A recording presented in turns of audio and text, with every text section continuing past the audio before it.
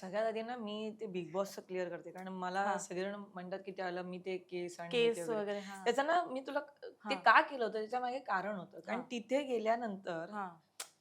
एकतर मला माहिती आहे, की मी बाकीच्यांसारखी तयार नाही होऊ शकत. बरोबर. मला इंटरेस्टच नाहीये त्या तयारीमध्ये. अच्छा. हां, तर मग काय करायचं? रोज उठून कोण केस आणि ते हेअर सगळं करत बसणार, मेकअप करा आणि हे करा, ते करा. अच्छा. तर मी म्हटलं आपण जातानाच असं जाऊया ना, की नाही टेन्शनच नाही, शर्ट, जीन्स. अच्छा. बरं. तर ते होतं ते माझ्या डोक्यात. हां. आणि बरं. मला हे माहीत होतं, की त्याच्या आधी ना मी एक शो केला होता झुंज मराठमोळी. हां. श्रेयस तळपदे अँकर होते आणि हां, हां, हां, हां. कलर्स मराठीला होता. बरं. हो, कलर्स मराठीला. तर ना मला माहिती आहे, की तुमचे टास्क असतात, सगळं असतं. तर आणि मी अशीही जर आरशात त्यावेळेला बघत नव्हते, तर मला काय ते बोलते? हो, मी आत्ता बारी झाल्यानंतर आरशात बघते. मी तेव्हा सांगते काय, मी कधीच असं छान तयार हो, हे ते वगैरे कधीच नाही. जे माझ्या जवळचे आहेत त्यांना माहिती आहे. शर्ट घातले, जीन्स घातली, शूज घातले, की निघा. बरं आणि तू अशी गप्पा होती. मारताना हाही उल्लेख केला, की तुझ्याकडे आरसाही ठेवायची नाहीस. आरसा पण नव्हता. नंतर आता मी आरसा घेतला तो घरात आणि लावलाय. तर बरं. मला ना ते टेन्शन नको होतं, हं. की आता मी तिकडे बिग बॉसच्या घरात गेल्यानंतर काय करायचं, हेअरचं काय करायचं, ते काय करायचं. मी कापूनच टाकले. त्यांना माहीत नव्हतं माझा सगळा बॉन्ड-बिंड झाला आणि माझी मला वाटतं रिहर्सल पण झाली होती डान्सची वगैरे. हां, सगळी रिहर्सल झाली होती, सगळं झालं होतं आणि मी जाणार ना, हां. तेव्हा मी 2 दिवस आधी 2 दिवस का बरं. 1 दिवस आधी कापून टाकले होते केस. अच्छा. म्हणजे त्यांनाही माहीत नव्हतं जे चॅनलचे होते किंवा काय. की असं मी काही गेल्यानंतर ते म्हणाले, "अरे तू काय केलंस हे?" मी म्हटलं, "हो, मग काय करणार? आतमध्ये कोण सगळं करत बसेल? मी नाही करणार." बरं. असं ते होतं. हं, ते काही वेगळं असं मी काही ठरवून हं. गेले नव्हते. मला कंटाळा आहे या सगळ्या गोष्टींचा मेकअप आणि असं बोलू नये, म्हणजे कामाच्या वेळेला आपल्याला मेकअप करावाच लागतो. पण हो. मी इतर वेळेला नाही असं. मी मी टॉम्बॉय आहे. मला ते हं, नाही होत गं. कारण लहानपणापासून ना आम्ही ना त्या ह्याच्यातून नाही वाढलोय. म्हणजे हं. लाडीकपणे आईने तयार केलंय आणि आम्ही शाळेत गेलोय. कुठे होती आमची आई घरात? बरोबर. तर त्याच्यामुळे आम्हाला जे काही येत होतं ते आम्ही करायचो आणि जायचो शाळेत म्हणा किंवा तर व्हेरी ते ट्रू. पावडर लावा रे, मग ते काजळ भरा रे, हे लहानपणापासूनच आम्ही केलं नाहीये. हो. आई अंघोळ घालायची आम्हाला आणि कामावर जायची. जोपर्यंत आम्हाला अंघोळ करता येत नव्हती. मग स्वतः अंघोळ करायला होतं तेही नाही. आम्हाला असं सजवलं वगैरे कोणी तयार नाही केलं ना, त्याच्यामुळे हे खरंय. लहानपणापासून लोकांना असं वाटतं, की अरे ही टॉम्बॉय आहे किंवा असं आहे. पण ती सवयीचा पण. माझी बहीण पण तिचं हां. लग्न आहे, मला 22 वर्षाचा भाचा आहे. बरं. हो, आम्ही दोघी पण आमच्या घरात तुला खरंच खोटं वाटेल. आमच्याकडे ना साधी पावडर असते ना, हां. ती पण नाही. फक्त तेल. काय म्हणते? तिनेही आयुष्यात कधी लिपस्टिक लिपस्टिक कारण कोण करणार? घरी खरंय, दोघी खरंय. जणीच फक्त चाळीतली माणसं आम्हाला लहानाची मोठं करणार. ते काय 24 तास आमच्याकडे येऊन बघणार? ते त्यांच्या मुलांना पाठवणार शाळेत वगैरे की आमच्याकडे लक्ष देणार? Very true. तर त्याच्यामुळे ना आम्हा दोघींनाही नाहीये हे. मलाच एकटीला असं नाहीये, माझ्या हं, बहिणीला पण नाहीये. हं. मग ती त्यातल्या त्यात तरी ठीक आहे. पण आम्हा दोघींनाही लिपस्टिक लाव, तयार हो वगैरे आम्ही दोघी नाही, आम्हाला लहानपणापासून ते नाहीच आहे. बरं. तर त्यामुळे ते बिग बॉसमध्ये मी तसे गेले होते आणि अ, मला काय वाटतं माहिती आहे ना, की मी मी नेहमी आत्ता जेव्हा माझं ट्रान्सफॉर्मेशन झालंय किंवा मी बारीक झाले आणि हं. आता मला असं वाटतं, की आता छान जरा हो, वाटतंय, बघावसं हो. वाटतंय, की तयार व्हावं. तर माझ्यासारखे जे आहेत म्हणजे आधी जशी मी होते तसे, हे प्रत्येकाला अनुभव असतो किंवा प्रत्येकजण, की कपडे चांगले मिळत नाहीत. हो. मापाचे, दुःख वेगळं ते असतं. दुःख वेगळं असतं. मग काय मिळेल ते घाला किंवा काय किती नटलो तरी काय किती सुंदर दिसणार आहोत आपण किंवा काय व्हेरी करून ट्रू. होणार आहे किंवा तर त्याच्यामुळे मी कधीच कुठल्या पार्टीमध्ये नाही. लोकं हो, तू मला हं. दाखव ना कुठल्या पार्टीमध्ये मी असते. बरं. चॅनलच्या किंवा कुठल्या आताही नाही? अगं स्मिता गोंदकरच्या पार्टीला जे मी गेले दोनदा, एकदा काय दोनदा, ते मला आऊने जबरदस्ती नेलं होतं. बरं. हां. आणि मला आठवतंय झुंज मराठमोळीची पार्टी, त्यानंतर स्मिता गोंदकरची एकदा काय दोनदा पार्टी, हं. त्यानंतर अजून कुठली पार्टी? बिग बॉसची तिकडे जो निकाल लागल्यानंतर जे काय आम्ही ती जेवायला बसलो सेलिब्रेशन. होतो. हं, हं. सेलिब्रेशन पण नाही. आता चला जेवायला चला, मग तिथे जे काही होतं ते हं, हं. तेवढंच. ह्या 4 पार्ट्या सोडल्या असतील तर मी इंडस्ट्रीत 25 वर्ष स्ट्रगल करते, तर पार्टीत कुठलेच नसते मी. आणि मी कधी बर. गेले पण नाही. मला तर एकदा असं झालं होतं, की एकापेक्षा एक अप्सरा अली करत होते. हा. त्यावेळेला झीचं माहिती आहे ना, झीचं हो. ते काय ते नॉमिनेशन काहीतरी असतं, झी हा. गौरव का काहीतरी, त्याच्या आधी एक पुरस्कार पार्टी असतात. असते. तर त्या पार्टीसाठी मला सांगितलं होतं, की सगळ्या अप्सरांना कंपल्सरी यायचं आहे, नाहीतर बघा काढून टाकतील. गंमत केली होती. तर मी म्हटलं काढून टाका, पण मी काय पार्टी देत नाही. त्याचं कारण पण तुला हा. सांगते, की का हा. पार्टीत मी हा. जायचं नाही किंवा मी का कम्फर्टेबल नसते. कपडे काय घालायचे? मी जर असे गेले तर लोक मला कसे रिॲक्ट होतील किंवा खरी कसं गोष्ट आहे. तो ते एक न्यूनगंड असतोच. खरी तो गोष्ट आहे. न्यूनगंड होता. त्याच्यामुळे ना मी कम्फर्टेबल आजही नाहीये. अच्छा. कुठल्याही पार्टीमध्ये किंवा कुठेही जाताना ना मी नसतेच. हम्म. मी मुळात आहे ना एखाद्या ग्रुपमध्ये ना फार रमूच नाही शकत. माहित नाही का? हम्म. पण ते आम्ही लहानपणापासूनच एकटे ना, तर मला ना वाढलंय. ते पटकन असं नाही होत. मी जलप ना आहे. रमते. हम्म. मला जी माणसं आवडतात ना, मी त्यांच्यामध्येच रमू शकते. बर. हां, मग मी त्यांच्याशिवाय राहू पण नाही शकत. अच्छा. मला मला ना व्यसन लागतं त्या व्यक्तींचं. हां, मला एकतर व्यसन नाही तर मग काहीच नाही काहीच असं आहे. नाही. आणि मग ह्याच्या मागचं राज काय आहे? काय? हे सगळ्यांना जाणून घ्यायचं की हे जे तुझं ट्रान्सफॉर्मेशन आहे, काय असं तू खाल्लंस, काय असं तू केलंस, की आज आम्हाला असं एक वेगळं रूप तुझं दिसतंय? हे बघा आता ना ते पण आहे ना सगळ्यांना खोटं वाटतं. आता मी काय करू? माझ्या प्रत्येक मी आता कसं त्यांना समजावू? कारण माझे जे चाळीतले आहेत त्यांना हो, माहिती आहे हो. माझी आई आहे. हं. किंवा मला असं वाटतं की जर समजा एखाद्या डॉक्टरने किंवा सर्जनने हं. जर एखाद्या मुलीचं एवढं वजन कमी केलंय किंवा कुठल्या औषधाने, हो. तर ती कंपनी मला सोडेल का? हो. किंवा तो डॉक्टर मला त्याचं मोठं नाव होणार आहे ना. बरोबर आहे.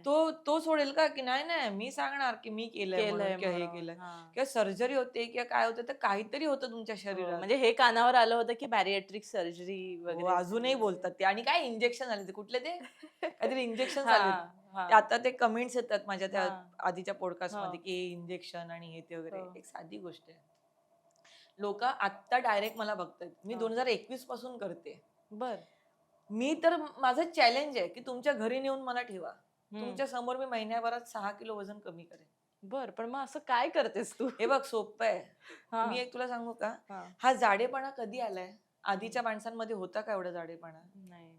मी सगळं करून झालंय. मी जिम, पर्सनल ट्रेनर, त्यानंतर मी दावरे केलंय. हां. हो, मी दावऱ्यांकडे बरं. पण जाऊन आली आहे. त्यानंतर मी काय-काय केलंय, आयुर्वेदिक केलंय, मी होमिओपॅथी केलंय. मी सगळं केलंय आणि मी सगळं करून थकले आहे, थकली पैसे आहे. घालवले आणि नंतर मी म्हटलं, की आत्ता मी गावी गेले होते. हं. हां, माझी मावशी वारली होती, तर गावी गेले होते, तर ना तिकडे माझ्या आईची मावशी आली. ती जवळ-जवळ 100 क्रॉस. बरं. 100 क्रॉस आणि तिचे केस काळे. बरं. आहे ना, लाज वाटणार काय ते. आणि ती व्यवस्थित चालतेय. हं, तिच्या बोलण्यामध्ये वगैरे असं काही नाहीये. हं. आणि आईची मावशी, माझी आई तिच्यासमोर थकली होती, पण ती बरं. नाही. तर मी ना विचार केला, की अरे हे माणसं कशी काय एवढी फिट आहेत आणि हे हं, काय खातात ती लोकं? हं, ज्वारीची भाकरी, हं, भाजी. हं. त्यांच्याकडे ना तुमचं चीज आहे, ना बटर आहे, ना काहीच नाही. खरी गोष्ट आहे. मैदा आहे. सकाळी उठून ते काळा चहा किंवा हं. काळा चहा म्हणजे गावी कोरा आपण चहा कोरा असतो. चहा. हां. तो किंवा अ, चहा हं, त्यानंतर ते डायरेक्ट जेवतात. हं, भाजी, भाकरी असं ते वगैरे खातात. त्यानंतर हं. दिवसभर त्यांचं त्याच्यावर असतं. आज ते किती फिट आहेत. खरं आहे आणि त्यांचं आयुष्यमान पण केवढं आणि होतं. मी तिला ना ऑब्झर्व्ह केलं, हां. ती ना संध्याकाळी जेवायची. म्हणजे बरं. 6:00-6:30 वाजता. म्हणजे दुपारचं जेवण हां, म्हणजे त्यावेळेस. ती सकाळी ओके. 11 वाजता वगैरे खायची. मी हां. तिला ऑब्झर्व्ह केलं, की ती सकाळी कोरा चहा प्यायची, त्याच्यावर काहीच नाही. त्यानंतर ती 10-10:30 वाजता ना भाजी-भाकरी खायची. परत ती दुपारी पण भाजी-भाकरी खायची. बरं. आणि संध्याकाळी ना सूर्यास्त व्हायला आला, हां. की मग ती खायची. बरं. म्हणजे हे इंटरमिटेंट फास्टिंग सारखंच झालं की. तर मी ना तिला आयुष्यभर हे 100 क्रॉस केले हिने, असं केलंय. तर मी आणि हां. मग ना ह्याच्यावरती चर्चा सुरू झाली माझी घरामध्ये. तर मग हे तर आहेच ना, की सूर्य हं. उगवल्यानंतर खायचं असतं आणि हां. सूर्यास्तानंतर नाही खायचं नाही असतं. खायचं मग असतं. ही तेच करते फॉलो. तर त्यालाच मी आपण इंटरमिटेंट फास्टिंग हां आणि म्हणतो. त्यालाच आपण आता काय नावं देतो आणि सगळं करतोय. तर हो. बरं शेतातलं काकडी मिळाली खाल्ली. ऑर्गॅनिक एकदम. ऑर्गॅनिक. हो. हे टोमॅटो त्याच्यावर तिला टोमॅटो पाहिजे, मुळा पाहिजे, हं. त्याच्यावर ते मुळ्याची पानं खाणार, हे खाणार. दात एक पडलेला नाही.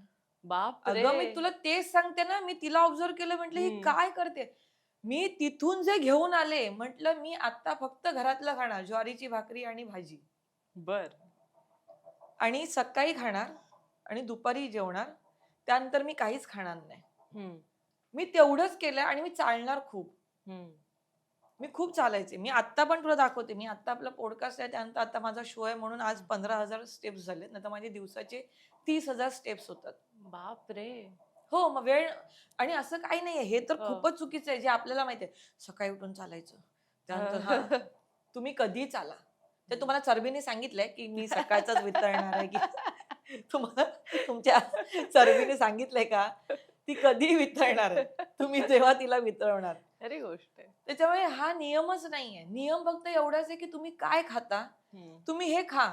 मी तर आनंद अंबानींपर्यंत पण हे पोचवा. तुम्ही फक्त महिनाभर आहे ना, आणि वाव. झालात तर 1 करोड 2 करोड मला द्या.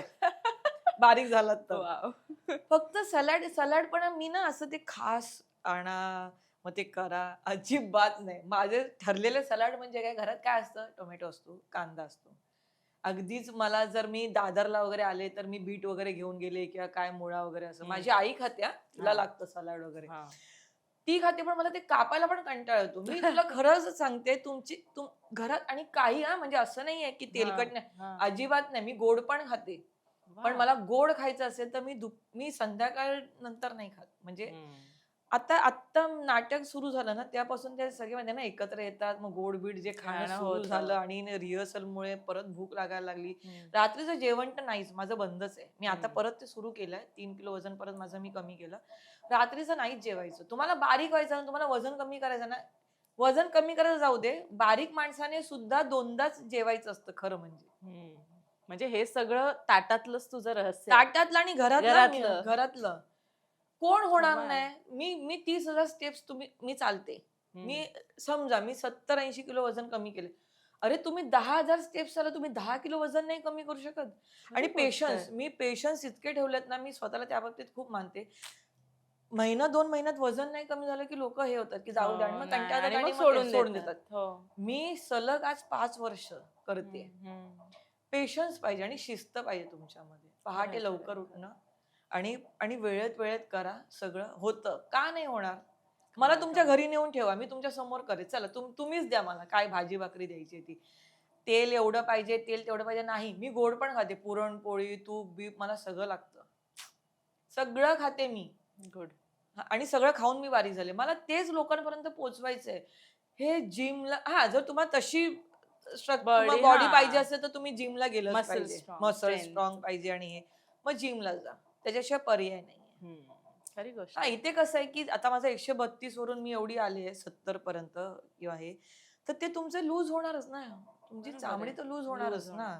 आता त्याच्यासाठी मी काहीतरी मग करणार हा. आहे. हम्म. मग त्याच्यावरती हा इलाज असतो, की तुम्हाला ते कट करावं लागते. हम्म. जी हम्म. तुमची अतिरिक्त अतिरिक्त जे जे हे आहे. स्किन असते ना, ती कट हम्म. करायला लागते. हम्म. माझ्या केसमध्ये ते आहे. अच्छा. पण मला असं वाटतं मी तेही नाही करणार. मी का करू? गरज नसेल गरज तर नाहीये ना. काय. मी कशा ते कापाकापी करू? कापाकापी करायची तर बेरेटिक सर्जरी बॅरेटी वगैरे, सर्जरी. माझ्या मोठ्या बहिणीची बेरेटिक सर्जरी झाली आणि ती फ्लॉप झालीये. आणि मध्ये काय झालं, ती लोकं हम्म. ते अन्नाची, मला तेच हो. पोहोचवायचं लोकांना, अन्नाची पिशवी कापून टाकतात. तिची हो. अन्नाची पिशवी कापून हो. टाकली 2018ला. हा. आणि तो तिला एवढा त्रास व्हायला लागला ना, की कारण ते कसं होतं, की पिशवी एवढी मोठी असते, ती हो. कमी हो. केल्यानंतर त्याच्यामध्ये राहतं कमी. त्याच्यामुळे ती काय झालं, की उलटी. अय्या. जवळ-जवळ 2.5-3 वर्ष तिला तो त्रास होत होता.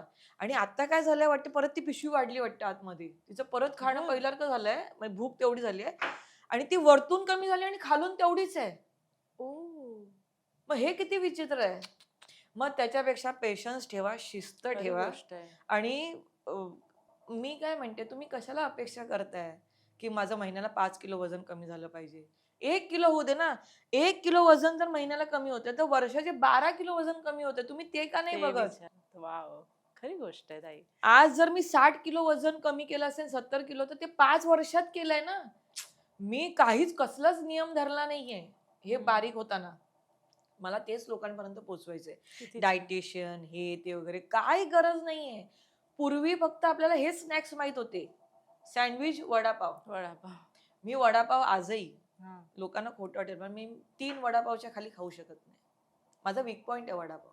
काय पण बोलते मी जर वडापाव मला माहितीये मी 3 किंवा 4 खाणार आहे तर तर मग मी बाकीचं बॅलन्स करते. मी जेवताना खाईन ना. मी जेवणाच्या वेळेला वडापाव खाईन 4 हा, किंवा 3 वडापाव खाईन. माझा एक्झॅक्टली. वीक पॉइंट आहे वडापाव. मी सोडलाच नाहीये. लोकं तळलेलं वडा कोण खाणार? मी बाबा खाते. मला पाहिजे ते खाते.